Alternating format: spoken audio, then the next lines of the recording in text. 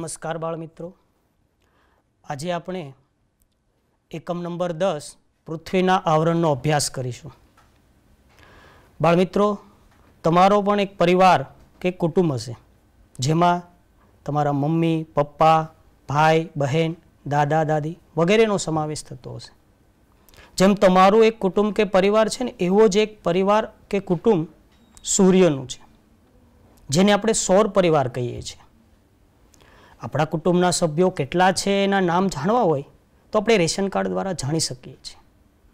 તો આ સૌર પરિવારમાં કેટલા સભ્યો છે, કયા કયા છે, તે જાણવા માટે આપણે એક ચિત્ર જોઈએ. બાળ મિત્રો, આમાં તમે જોઈ શકો છો, આ સૌર પરિવારનું ચિત્ર છે. આ સૌર પરિવાર એટલે સૂર્યનો પરિવાર. તેમાં જોઈ શકો છો કે તેમાં કુલ 8 ગ્રહો આવેલા છે. આ દરેક ગ્રહોને પોતપોતાની કંઈક અલગ વિશેષતાઓ છે. આ સૌર પરિવારનો જ એક સભ્ય આપણી પૃથ્વી છે, જે શુક્ર અને મંગળ ગ્રહની વચ્ચે આવેલી છે. આપણી પૃથ્વી છે એ એક જ સૌર પરિવારમાં એવો ગ્રહ છે કે જેને અનુકૂળ તાપમાન, પાણી, હવા અને જીવન મળ્યું છે. જે બીજા ગ્રહો ઉપર હજુ પાણી અને ઓક્સિજનના પૂરતા પ્રમાણમાં હોવાના પુરાવા મળેલ નથી. એટલે આ અનુકૂળતા હોવાથી આપણી પૃથ્વી પર જ સજીવ સૃષ્ટિ વિકાસ પામી છે. એટલે જ આપણી પૃથ્વી સૌર પરિવારમાં અજોડ ગ્રહ ગણાય છે. આ પૃથ્વી આપણી જે છે એની ઉપર અનેક સજીવ સૃષ્ટિ વિકાસ પામી છે, જેને કારણે આપણી પૃથ્વી ભાગ્યશાળી પણ કહેવાય છે. તો આપણી આ જે પૃથ્વી છે એ પૃથ્વી બીજા ગ્રહ કરતાં અલગ તરી આવે છે. તો બાળ મિત્રો, તમને એ પ્રશ્ન થતો હશે કે સૌર પરિવારમાં આ જે ગ્રહો છે એમાં આપણી પૃથ્વી, એનો ઉદ્ભવ કઈ રીતે થયો હશે, ક્યારે થયો હશે અને એ કોનામાંથી નોખી પડી છે? તો ચાલો આપણે એના વિશે જાણીએ. તો બાળ મિત્રો, પૃથ્વીનો ઉદ્ભવ વિશે એવું માનવામાં આવે છે કે આજથી 4.5 અબજ વર્ષો પહેલાં આપણી પૃથ્વી સૂર્યમાંથી જ નોખી પડી છે. અને જ્યારે એ નોખી પડી ત્યારે તે અગનગોળાના રૂપમાં હતી. અને તમે એવું જાણો છો કે કોઈ પણ પદાર્થ કે વસ્તુ ગરમ હોય અને ધીરે ધીરે એમાંથી સમય પસાર થતાં એ ઠંડો પડે છે. એવી જ રીતે આપણી પૃથ્વી પણ અગનગોળા સ્વરૂપે હતી, તે ધીમે ધીમે સમય જતાં ઠરવા લાગી.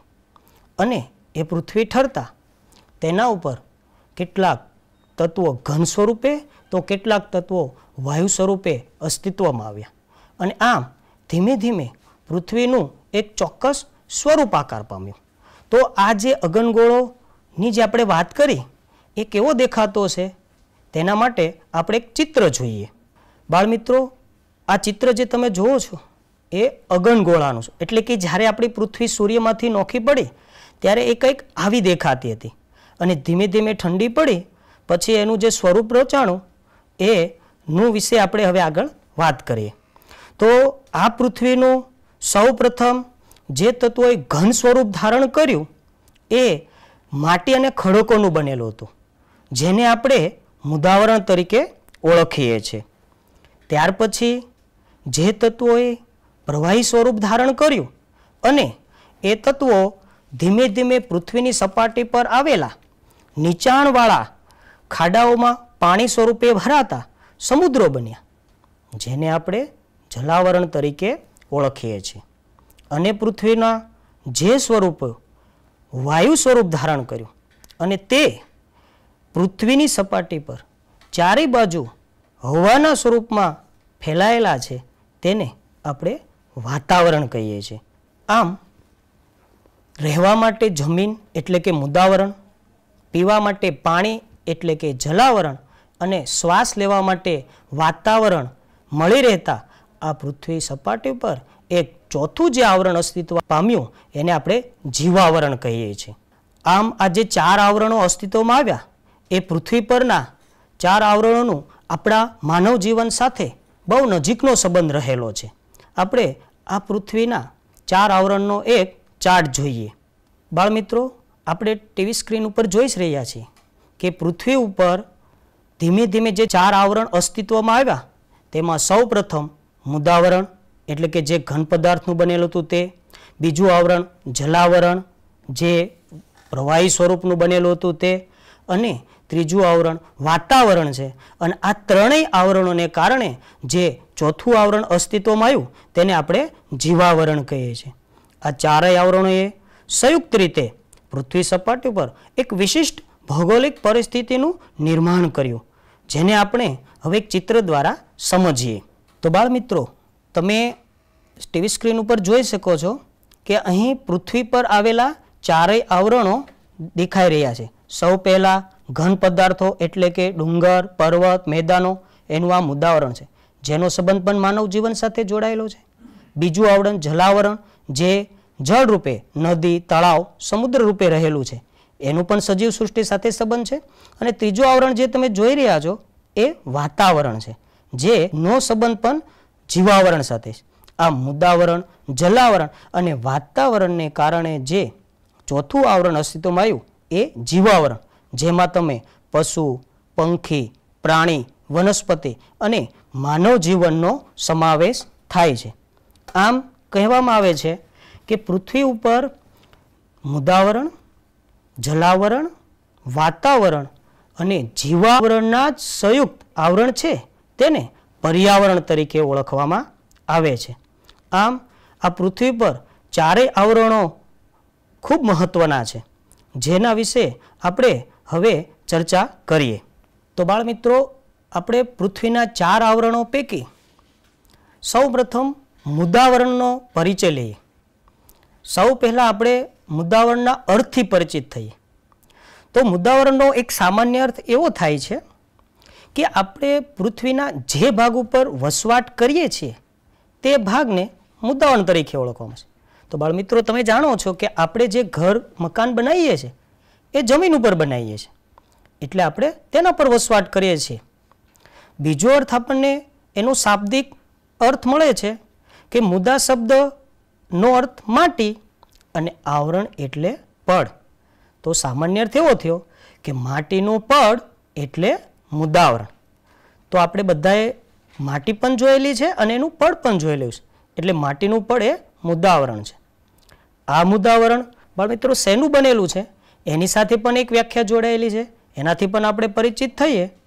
તો કે મુદાવરણ એટલે પૃથ્વીનો ઉપરનો પોપડો માટી અને ખડકો જેવા ઘન પદાર્થનો બનેલો છે, તેથી તેને ઘનાવરણ કહે છે. હવે માટી અને ખડકો બાળ મિત્રો બંને ઘન છે, એટલે એને ઘનાવરણ કીધું.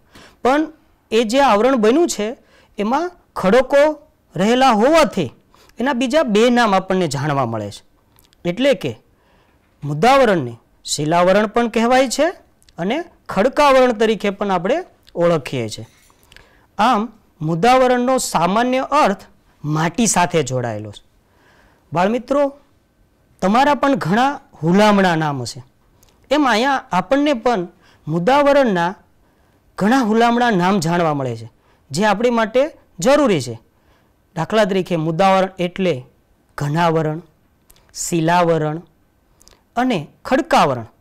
તો આ મુદાવરણ પૃથ્વી સપાટી ઉપર આવેલું હોવાથી તેને ભૂકવચ તરીકે પણ ઓળખવામાં આવે છે. આ મુદાવરણ જે છે એનો સીધો સંબંધ આ સજીવ સૃષ્ટિ ઉપર રહેલો છે. તો બાળમિત્રો, આ મુદાવરણનો આપણે અર્થ જાણ્યો. હવે આપણે એ જાણીએ કે આ મુદાવરણ પૃથ્વી સપાટી ઉપર ક્યાં છે અને કેટલું છે. તો બાળમિત્રો, આપણે ઘણીવાર આપણા વડીલો કે શિક્ષક પાસે એવું સાંભળીએ છીએ કે જો પૃથ્વીના 4 ભાગમાં વહેંચણી કરીએ તો 3 ભાગમાં પાણી અને 1 ભાગમાં જમીન થાય. એના 4 ભાગ છે નહીં, પણ આપણે એવું સાંભળીએ છીએ. તો આ જે 1 ભાગ એ મૃદાવરણનો છે. આ મૃદાવરણ સમગ્ર પૃથ્વી ઉપર 29% આવેલો છે. અને એ ક્યાં છે એની માટે આપણે એક ચિત્ર જોઈએ. તો તો બાળ મિત્રો, તમે જોઈ શકો છો આ એક દુનિયાનો નકશો છે જેમાં તમને 7 ભૂમિખંડો દેખાય છે, જેમાં ઉત્તર અમેરિકા, દક્ષિણ America, Antarctica, Africa, Europe, Asia અને ઓસ્ટ્રેલિયા એવા 7 ખંડો જે છે એ 7 ખંડોનો વિસ્તાર એટલે મૃદાવરણ, જે સમગ્ર પૃથ્વીનો 29% ભાગ રોકે છે. બાકી પાણીનો વિસ્તાર છે જે જલાવરણ તરીકે આપણે ઓળખીએ છીએ.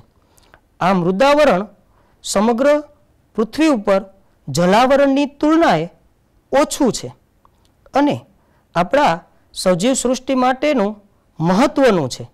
તો આ મૃદાવરણ કઈ રીતે બન્યું એના વિશે પણ આપણે થોડુંક જાણીએ. તો બાળમિત્રો, આ મૃદાવરણ જે આપણા જીવન સાથે નજીકનો સંબંધ ધરાવે છે તેના બંધારણ વિશે આપણે જાણીએ. તો એવું કહેવાય છે કે પૃથ્વી સપાટીથી પૃથ્વીનું ધરીબિંદુ 6370 કિલોમીટર ઊંડાઈ આવેલું છે. તેને સમજવા આપણે એક ચિત્ર જોઈએ. તો બાળમિત્રો, તમે જે જોઈ રહ્યા છો એ પૃથ્વીનું ચિત્ર છે અને તેની સપાટીથી તેના કેન્દ્રબિંદુને 3 વિભાગમાં વહેંચવામાં આવે છે. પહેલો વિભાગ છે એ મૃદાવરણ છે, જે પૃથ્વી સપાટી પર પાતળી જે રેખા દેખાય છે તે છે. તેની જાડાઈ 64 થી 100 કિલોમીટરની છે. બીજો જે વિભાગ છે એ મિશ્રાવરણ છે, જે મૃદાવરણ પછી 2900 કિલોમીટરની જાડાઈ ધરાવે છે. અને ત્રીજો જે વિભાગ છે એ છે ભૂગર્ભ, જે મિશ્રાવરણ પૂરું થયા પછી સમગ્ર પૃથ્વીનું કેન્દ્રબિંદુ એટલે કે 6370 કિમી સુધી ફેલાયેલું છે. તો આ રીતે સમગ્ર પૃથ્વીનું બંધારણ આપણને જોઈ શકીએ છીએ. હવે આપણે આ મૃદાવરણ જે માનવ જીવન સાથે નજીકનો સંબંધ ધરાવે છે તેના વિશે જાણીએ. તો બાળમિત્રો, આપણે આ મૃદાવરણ વિશે જાણવા મળે છે કે જે આપણી 64 થી 100 કિલોમીટરની જાડાઈ છે એ જાડાઈ બધે એક સરખી નથી. જો ઊંચા ઊંચા પર્વત હોય તો એની જાડાઈ વધુ હોય છે અને જો ખીણ પ્રદેશ અથવા મહાસાગરો હોય તો એની જાડાઈ ઘટી જાય છે. તો એની જાડાઈ વિશે જાણવા માટે આપણે તેના ચિત્ર દ્વારા સમજીએ. બાળમિત્રો, તમે જે આ ચિત્ર જોઈ રહ્યા છો એમાં તમને સમુદ્ર, ખાઈ, પર્વત શ્રેણી દેખાય છે. તો એમાં તમે જોઈ શકો છો કે પર્વત શ્રેણીની જે જાડાઈ છે તે વધારે લાગે છે. એની તુલનાએ ખાઈ અને સમુદ્રની જાડાઈ ઓછી છે. તો એ જે જાડાઈ ઓછી હોય છે ત્યાં મૃદાવરણનું સ્તર પાતળું હોય છે. દાખલા તરીકે આપણો જે હિમાલય છે એ હિમાલય પર્વત શ્રેણી નીચે તેની જાડાઈ 70 કિમી જેટલી અને પ્રશાંત મહાસાગર કે જેને આપણે સૌથી ઊંડો મહાસાગર કહીએ છીએ એવા મહાસાગરો નીચેની જાડાઈ માત્ર 5 કિમી છે. તો આપણા જે 7 ભૂમિખંડો છે એનું જો ભૂપૃષ્ઠ સમાંતર હોય તો એની જાડાઈ 30 કિમી છે. આમ આપણા મૃદાવરણની સરેરાશ જાડાઈ 33 કિલોમીટર જેટલી જાણવા મળે છે. તો બાળમિત્રો, આ મૃદાવરણની નજીકની સપાટીનો જે ઉપલો ભાગ છે તે પ્રસ્તર જેવા ખડકોનો બનેલો છે અને આ ખડકોને 2 વિભાગમાં વહેંચવામાં આવે છે. એક ભૂકવચ અને બીજો ભૂરસ. તો ભૂકવચ છે તેને સિયાલ તરીકે પણ ઓળખીએ છીએ, જે ગ્રેનાઇટ ખડકોનો બનેલો હોય છે અને તેની અંદર મુખ્યત્વે સિલિકા અને એલ્યુમિનિયમ જેવા હલકા તત્વોનો બનેલો હોય છે. તો તમે આ સિયાલ એટલે કે એલ્યુમિનિયમ અને સિલિકા મિશ્રિત ખડક જોયો છે બાળમિત્રો? તો ચાલો આપણે એનો એક ચિત્ર જોઈએ. બાળમિત્રો, આ જે પથ્થર તમે જોઈ રહ્યા છો તે એલ્યુમિનિયમ અને સિલિકા મિશ્રિત ખડકનો બનેલો છે. અને આપણા જે આ 7 ભૂમિખંડો છે તે ભૂમિખંડોની રચના પણ આવા જ પથ્થરોથી બનેલી છે. અને સમય જતાં આપણા આ મુદાવરણના જુદા જુદા આવા ખડકને આધારે સ્વરૂપો રચાણા.